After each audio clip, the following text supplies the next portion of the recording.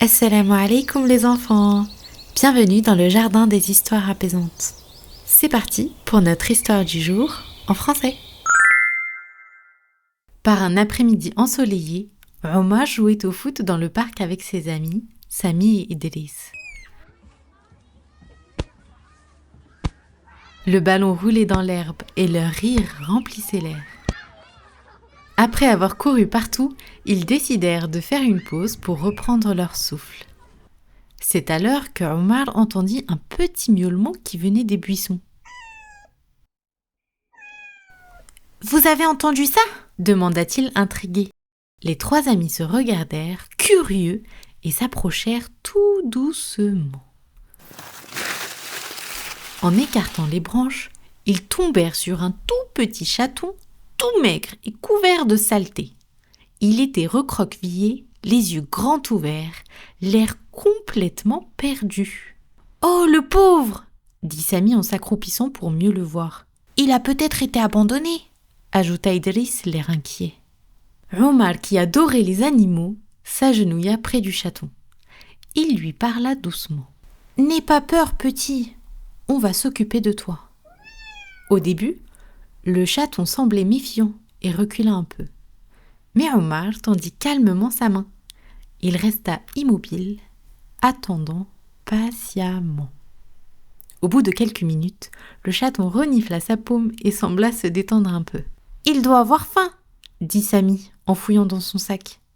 Il sortit un morceau de pain qu'il émietta pour le chaton.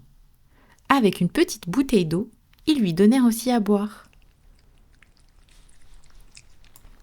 « On ne peut pas le laisser ici !»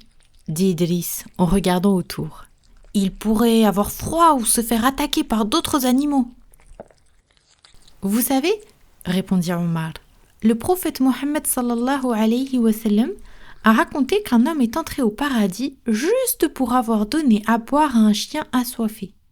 Imaginez la récompense si on aide ce chaton. » Les garçons décidèrent d'emmener le chaton chez Omar.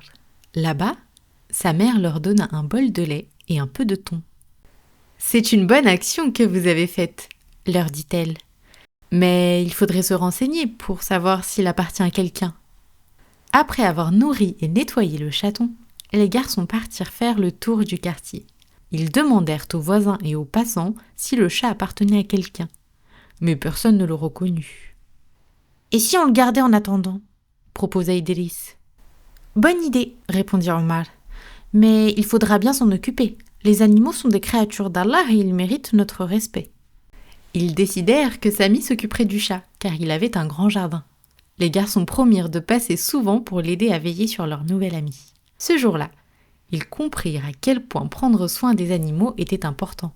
C'était non seulement un geste de compassion, mais aussi une belle manière de suivre les enseignements de l'islam et de cultiver la gentillesse dans leur cœur. Merci d'avoir écouté cette histoire. Nous espérons que tu as aimé ce moment de calme et de découverte. Retrouve-nous très bientôt pour une prochaine histoire, Inch'Allah. Assalamu alaikum.